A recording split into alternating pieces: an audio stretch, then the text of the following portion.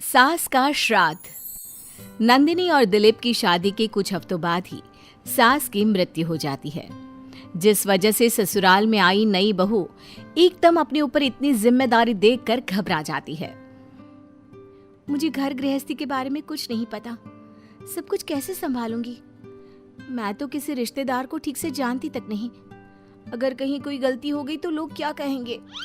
नंदिनी, तुम बेमतलब इतना टेंशन ले रही हो।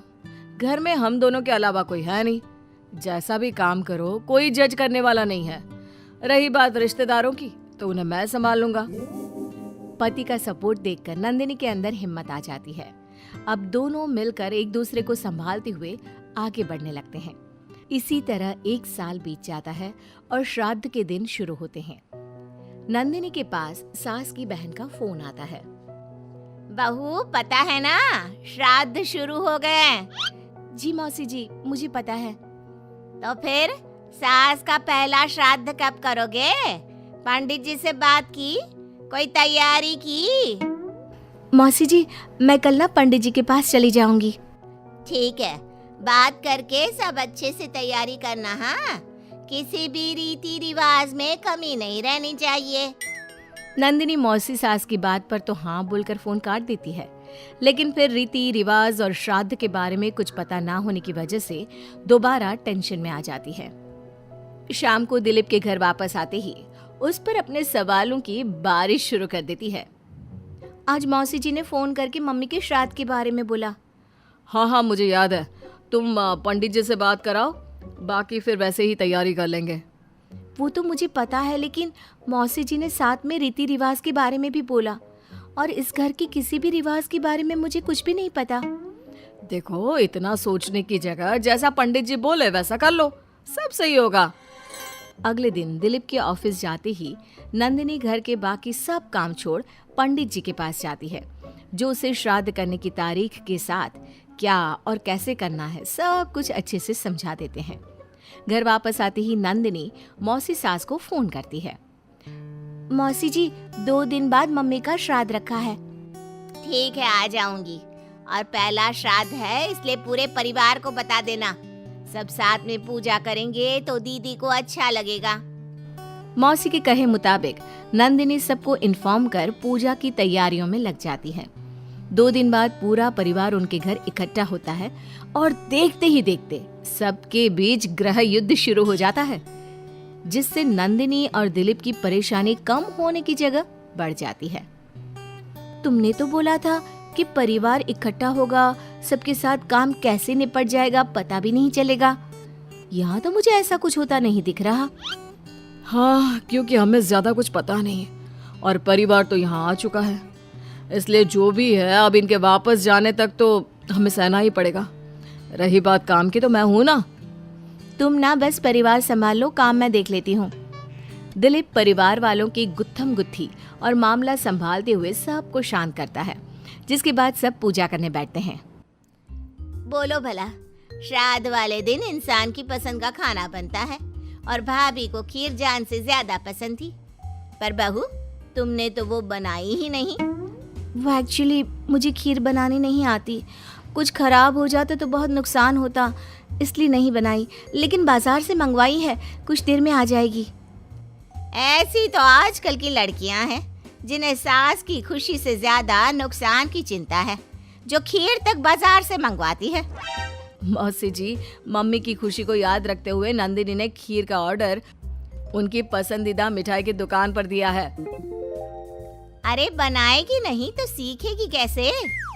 माफ करना मौसी जी, लेकिन आज पूरे परिवार का खाना बना है और ऐसे में प्रैक्टिस के चलते मैं इतने सारे लोगों के लिए खीर बनाती और अगर जरा भी गड़बड़ हो जाती तो बहुत खाने का नुकसान होता ना, जो अच्छा नहीं होता। नंदिनी की बात को इग्नोर करते हुए मौसी चुप हो जाती है, जिसके बाद सब पूजा करते हैं और कुछ देर बाद खाना खाने बैठते हैं, लेकिन उन्हें वहां भी शांति नहीं रहती। वो कभी खाने में कमी निकालना तो कभी किसी चीज की फरमाइश करना शुरू कर देते हैं। आखिर ये लोग माँ के श्राद्ध की पूजा के लिए आए हैं या बस ये गलत है, ये वैसा क्यों है, ये ऐसा क्यों नहीं, ये चाहिए, वो अच्छा नहीं, ये सब बोलने के लिए? मुझे तो समझ में नहीं आ रहा, यहाँ श्राद्ध की पूजा हो रही है या इनकी पार्टी। जिस हिसाब से कमियां निकाल कर भी उंगलियां चाट चाट कर खा रहे हैं ना, इनकी तो पार्टी ही लग रही है। बस भगवान करे अब और कोई ड्रामा ना हो।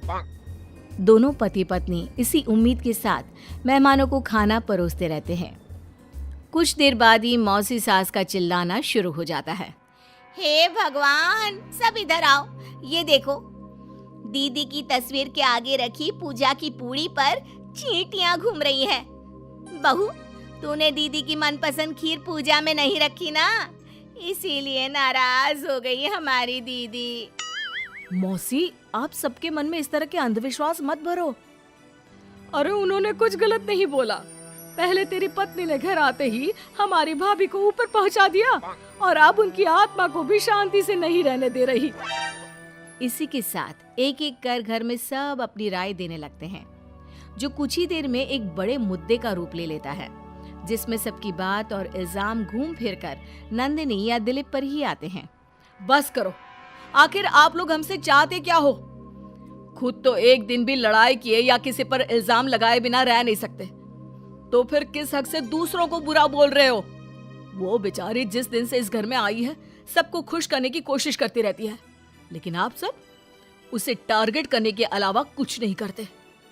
मौसी जी, आप इतने विश्वास के साथ कैसे कह सकती हैं कि मम्मी नंदिनी से ही गुस्सा है, क्योंकि अभी आप लोगों की हरकतें भी कोई प्यार करने के लायक नहीं है। दिलीप को पहली बार इतने गुस्से में और चिल्लाते देख मौसी के साथ पूरा परिवार चुप हो जाता है।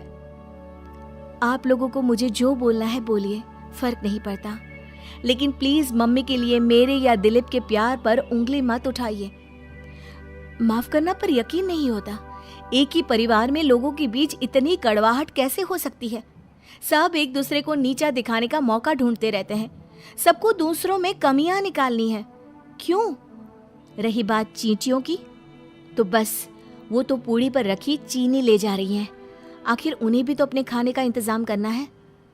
नंदिनी और दिलीप की बातें सुन परिवार में सन्नाटा छा जाता है। सबको अपनी गलती का एहसास होता है, लेकिन गलती ना मानने का गुरूर उन्हें आगे कुछ भी बोलने से रोकता है, जिसके चलते धीरे धीरे सब चुपचाप उठकर अपने घर जाने लगते हैं। अरे सारे कहाँ उठकर चल दिए? बेशर्मो, अब भी तुम्हारे अंदर इतनी शर्म नहीं आई कि एक सॉरी बोल दो? हमने बहू को न जाने कितना परेशान किया, फिर भी उसने पलट कर किसी को कुछ नहीं बोला।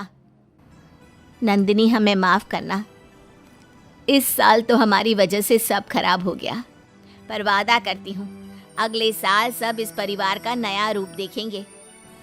फिर मैं भी वादा करती हूँ कि अगले साल सबको अपने हाथ की बनाई बढ़िया खीर खिलाऊंगी।